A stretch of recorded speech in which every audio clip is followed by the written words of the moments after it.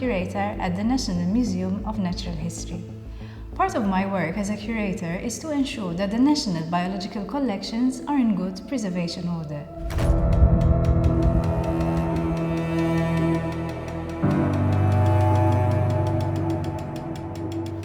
The primary role of the National Museum of Natural History is to take care, classify and make available the natural history collections it holds for display, education and most importantly for research purposes.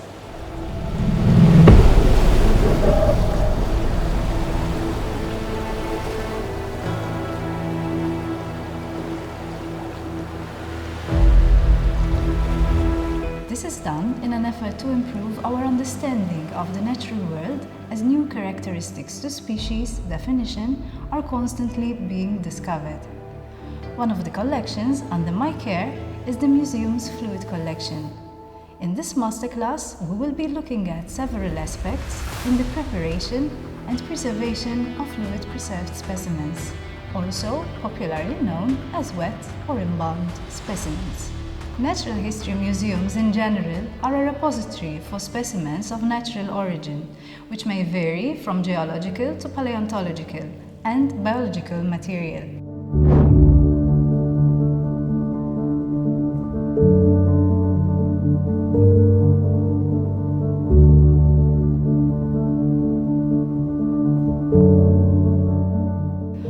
Varied in nature, these collections may be broadly divided into two different categories, according to the mode of preservation. These include the dry collections and the fluid preserved collections. Dry collections include specimens such as pressed plant materials, shells, skeletal material, pinned insects, mounted and study skins, amongst others. Fluid preserved collections, on the other hand, include those specimens stored in solutions. The usefulness of this preservation technique lies in the fact that in contrast to dry preservation, where only parts of the organism are generally preserved, such as skins or bones, in fluid preservation we're able to preserve the whole of the organism by submerging it in a liquid preservative that will provide protection against deterioration for long-term storage. This preservation technique facilitates the study of organisms' morphological features for taxonomic purposes.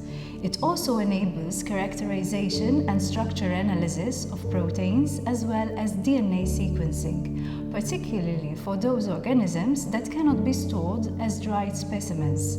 These include soft-bodied invertebrates, which require fluid preservation to support the body tissues and to prevent the shrinkage and distortion, such as jellyfish, for example, but not only.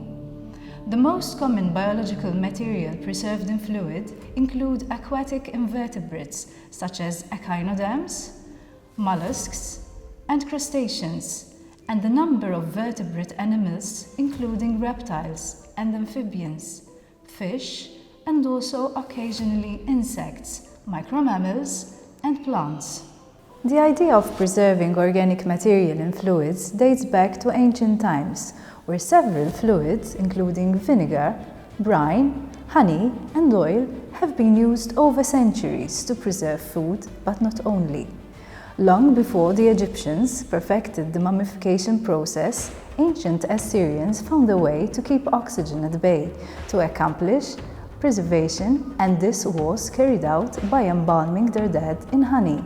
In fact, it has been rumored that after his death in 323 BC, Alexander the Great was immersed in a golden sarcophagus brimming with honey.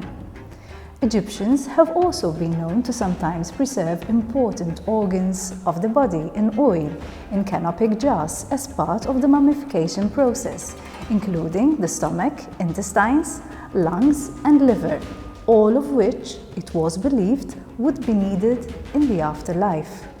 Historically, a number of fluids have been used to store biological specimens, including brine, vinegar, turpentine, particularly prior to 1662.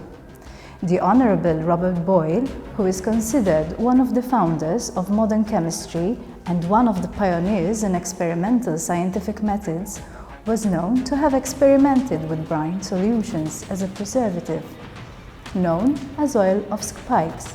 Oil of spikes here refers to an essential oil made from lavender flowers. The English scientist Dr. Robert Hooke preserved leeches in vinegar, which was documented in his beautiful illustrated original work, Micrographia. Modern fluid preservation of biological specimens as we know it today began in 1662, with the discovery that alcohol could be used to preserve organic materials. The first recorded mention of the use of alcohol for fluid preservation was in fact on June 4, 1662, by the physician Dr. William Croone, who presented to the Royal Society of London 2 embryos of puppy dogs, which he kept for 8 days in spirit in a hermetically sealed glass vial. Boyle also experimented with fluid preservation and, based on his experience, recommended that the alcohol solution should be changed after initial preservation of the specimen, and that the preservative used should be redistilled, particularly when it became diluted or discolored. The testing of alcohol strength during this time used to be carried out by soaking strips of paper or cloth in solution and trying to light it up. If it failed to light, it was considered that the preservative was too dilute and requires changing.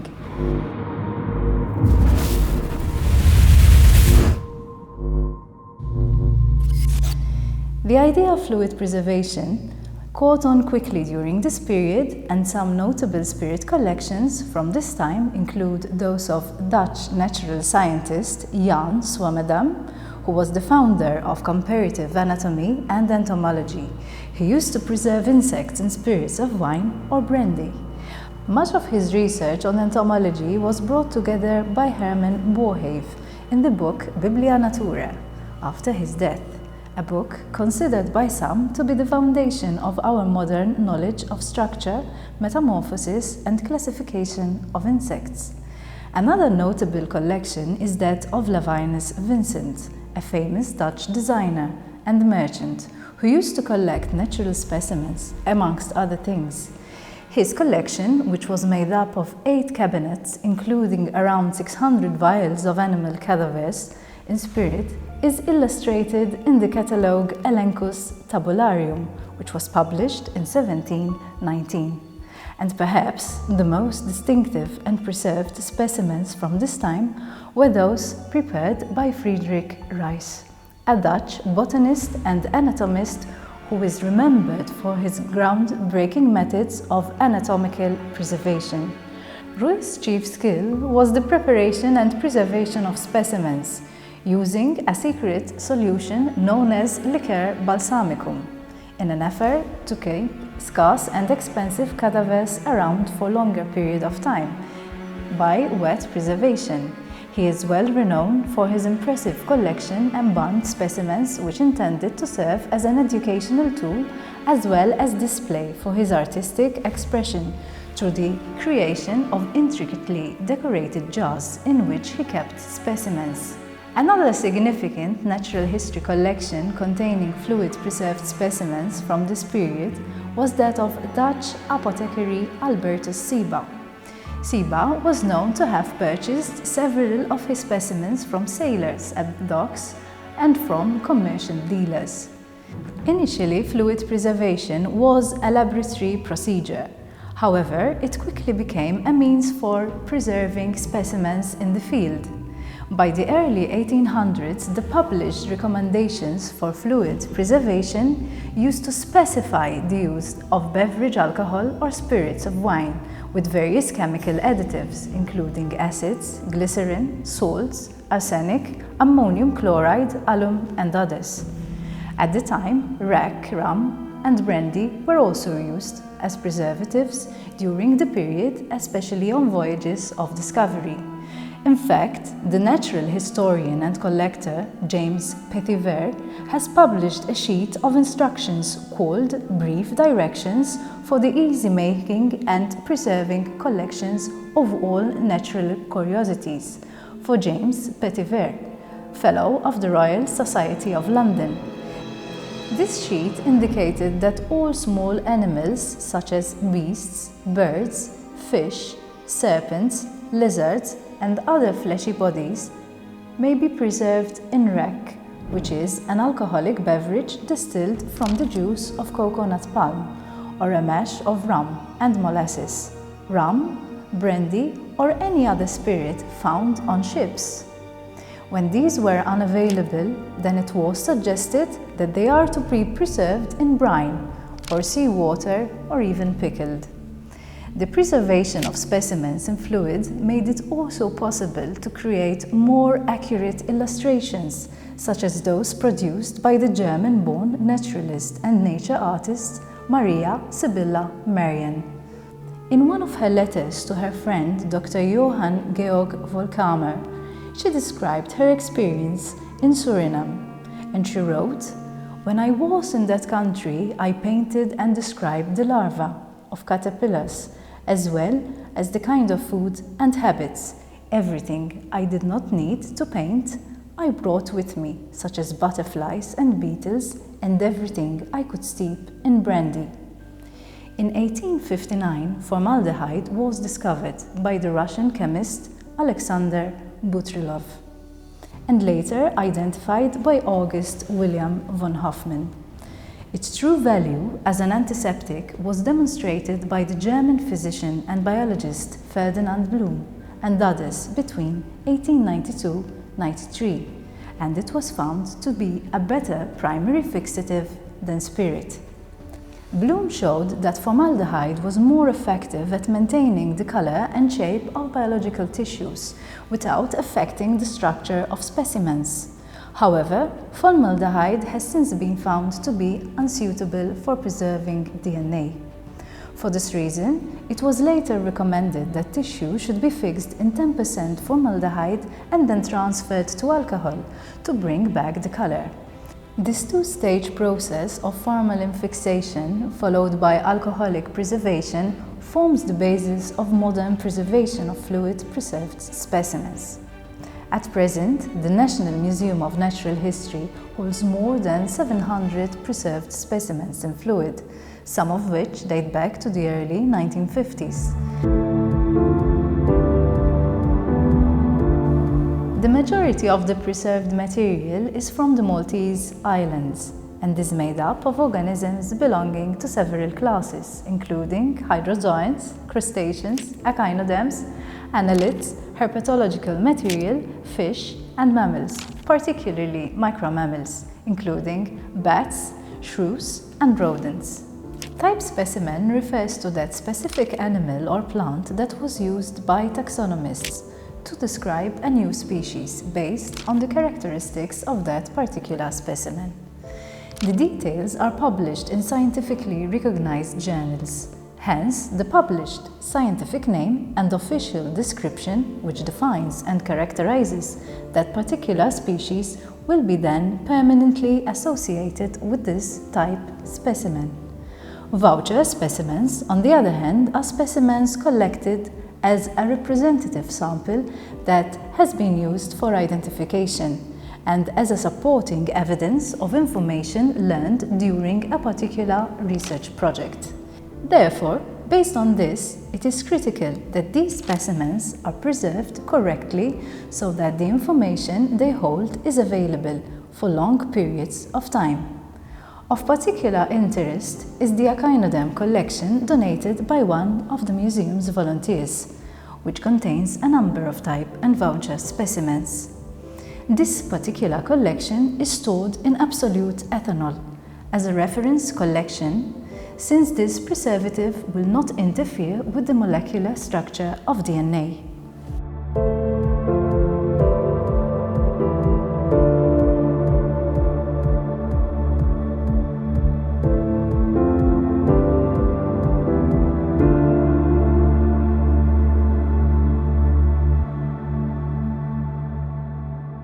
The preservation of fresh biological material involves four main stages: documentation, fixation, staging and container preparation, followed by preservation. The fixation and preservation of a specimen strongly influences the future availability for study. Therefore, it is important to determine whether the specimen is to be preserved as a research resource or for another purpose, such as display. Most of the time, specimens are acquired by the museum either through donations, confiscations, as part of research studies, or monitoring programs. In an effort to enhance the value of these specimens, we strive hard to make use of good preservation practices and documentation, since these all enhance the value of the collection. As part of the preservation technique, the primary stage is a thorough documentation of the specimen. In many cases, specimens are frozen to halt decay as much as possible. Hence, the first step in preparing fluid-preserved specimens is to actually thaw out the specimen completely and proceed with the documentation. Thawing is carried out by placing the specimen on a tray covered with absorbent tissues so that any leakages can be disposed of easily. The specimen itself is also usually covered with paper towels and checked periodically. Each specimen is identified and, where possible, sexed, aged, measured, and photographed. Finally, a specimen number is assigned to each individual.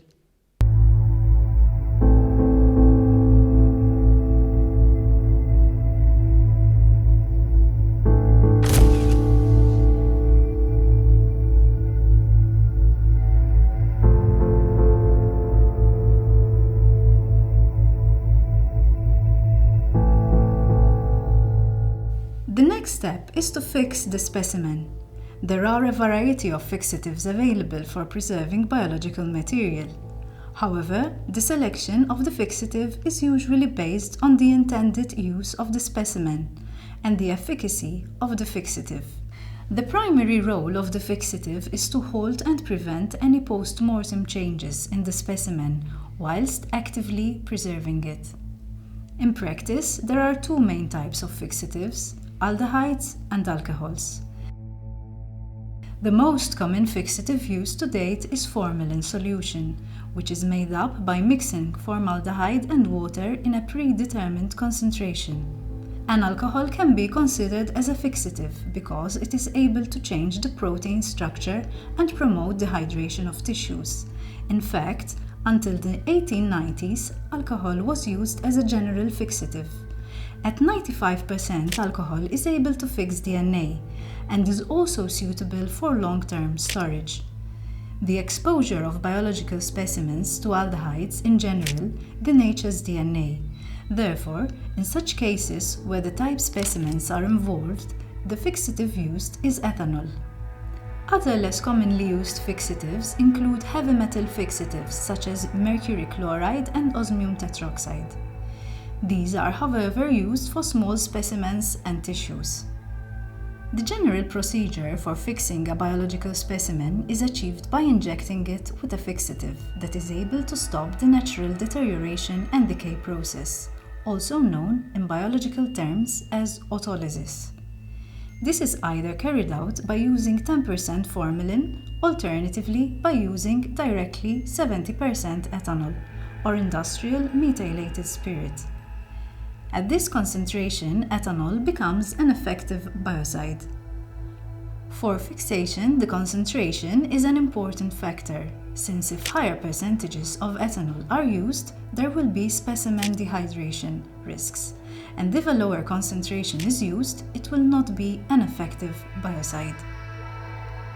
Prior to immersing the whole specimen in the fixative solution, the organism is often injected in various locations with the fixative. Special attention is given to a number of areas depending on the specimen type, including the head, neck, abdominal cavity, legs, and tail. Perfusion of the fixative into the tissues on large-sized organisms is ideally carried out by injections through the specimen's circulatory system.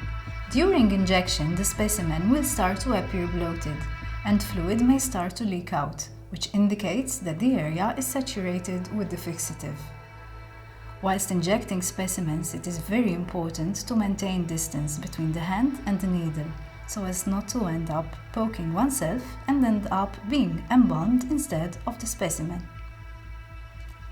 Historically, before the availability of reliable syringes, fixation used to be carried out by making cuts through the specimen to allow for the penetration of fixatives. Fixation causes many of the tissues to tighten and harden, and therefore, prior to immersing it in a fixative solution, the container in which the specimen will be stored and the positioning of the specimen in the jar are prepared. Otherwise, it will be very difficult to move, bend, or reposition the specimen following fixation without risking damaging the specimen itself.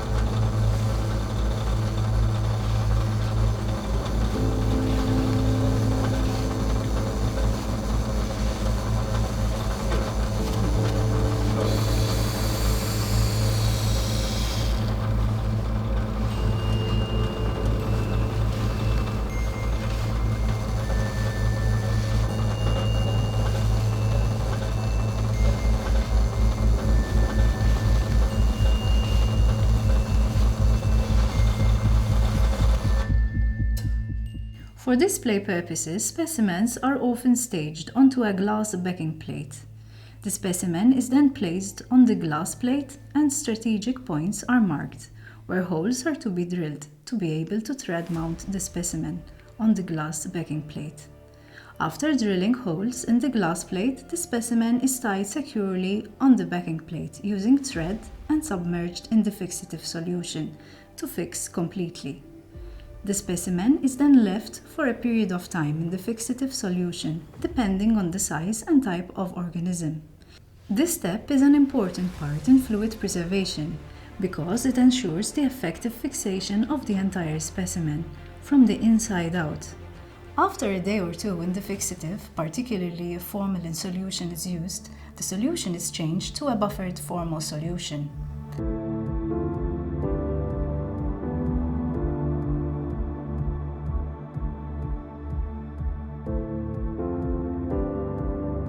The addition of buffers ensures that the pH of the fixative remains stable and does not become too acidic.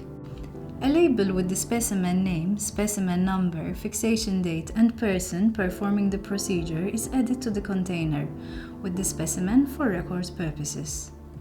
There are many types and sizes of museum jars available today, including Kilner jars, Beta jars, Visi jars, Bakelite lidded jars, gasket jars, etc. Moreover, larger specimens may also be housed in custom-built tanks.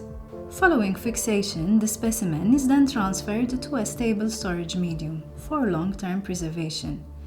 The meaning of the term preservation in this case refers to the maintenance of a specimen in a stable and usable condition, and the chemical chosen must ascertain that the rate of deterioration is reduced to a minimum. For a liquid to be considered a storage medium for preservation, it must be able to hinder biochemical reactions from occurring, prevent any internal and external microbial attack, provide structural support to the specimen to preserve its three-dimensional structure, and maintain the specimen in as near a natural state as possible. Common preservatives used as storage media include ethanol, isopropyl alcohol, glycerin, and glycol, formaldehyde or glutaraldehyde, or oils, for example, mineral oil. The transition from fixative solution to a preservative solution takes place in a series of increasing ethanolic concentrations, from 20% up to 75%. Specimens in collections should always be labeled with the species scientific name, the name of the person who found it, cause of death, the date of collection, specimen number, and the name of the person who preserved it. Containers should always be labeled to indicate which fluid is inside. The data is digitized and stored in a database. Internal specimen labels are usually used, since these are not susceptible to pest damage and are easily transferred between containers with the specimen. This, however, requires the label to be made out of a material that is able to withstand the aqueous conditions. Generally, 100% cotton stock paper or synthetic label materials made out of spun-bonded polyethylene are used. Currently, at the National Museum of Natural History, we are using resistal paper. Traditionally, information was written in black Indian ink, although alcohol-proof inks have recently been developed and are now being used as well. Preservation jars can be sealed with different types of closures, including snap-on lids, screw-on lids, gaskets, and ground glass. For this particular jar, a ground glass seal will be used. The glass jar is kept 3/4 full with the preservative, whilst making sure that the specimen is fully submerged in fluid.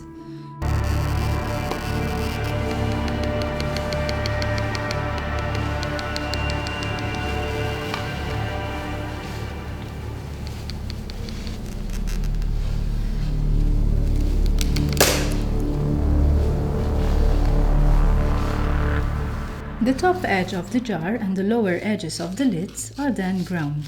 Lid grinding is essential, otherwise the sealant will not be able to attach properly to the container and the lid. Grinding is carried out using a carborundum stone or sandseed, aided by some water mixed with glycerin. Any sharp edges on the lid are removed and then the stone is passed over the lid surface in circular motion until the glass surface is sufficiently ground. Several methods exist for sealing glass jars. However, a tried and tested method for sealants is using gelatin as a sealant. This procedure was discovered in an Index Museum daybook dating back to the mid-19th century at the Natural History Museum in London. This method is still used today with good gelatin seals lasting for more than 20 years, and at the National Museum of Natural History we usually employ this technique.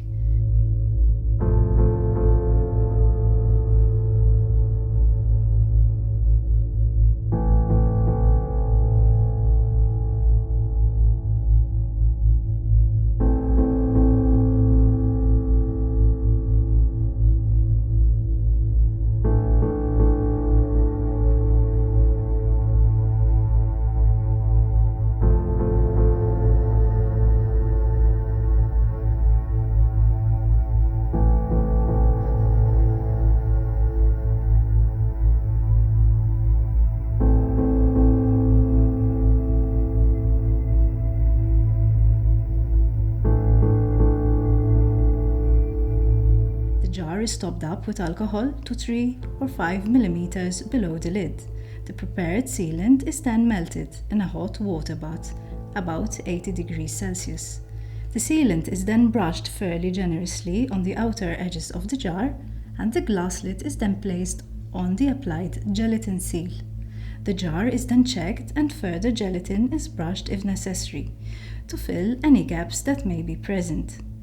Weights are then applied to the lid and it is left to dry overnight.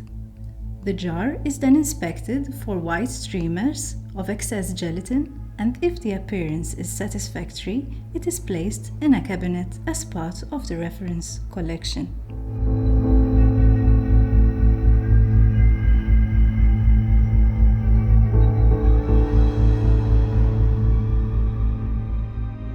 Our mission at Heritage Malta is to ensure that those elements of cultural and natural heritage entrusted to us are protected and made accessible to the public. Here, at the National Museum of Natural History, we are committed to the safeguarding and preservation of natural history treasures within our care for future generations. The Fluid Preserved Collection is just one of the ways we live up to our motto of ensuring a future to our past. I am Stephanie Sammut for Heritage Malta. Thank you for viewing.